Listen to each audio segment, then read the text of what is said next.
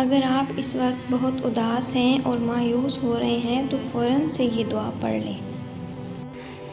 اللہم انی اعوذ بک من قلب لا یخشع ومن دعاء لا یسمع ومن نفس لا تشبع ومن علم لا ينفع اعوذ بک من ہؤلاء الاربع۔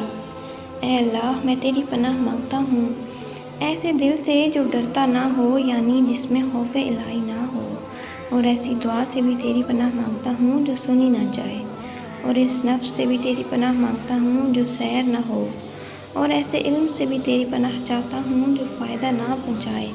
اے اللہ، میں ان چاروں چیزوں سے تیری پناہ چاہتا ہوں۔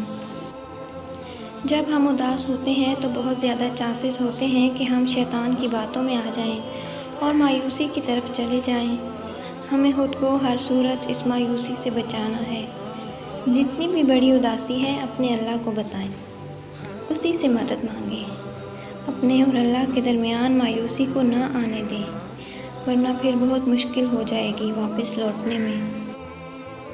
جب بھی اداسی ہونے لگے تو فوراً کچھ ایسا ڈھونڈنے کی کوشش کرنی چاہیے جس سے اللہ سے قربت مل سکے، پھر چاہے وہ قرآن کے الفاظ ہوں، پھر چاہے وہ فوراً کوئی دینی لیکچر ہو یا چھوٹا سا کلپ، یا پھر وہ کوئی مسنون دعا ہو۔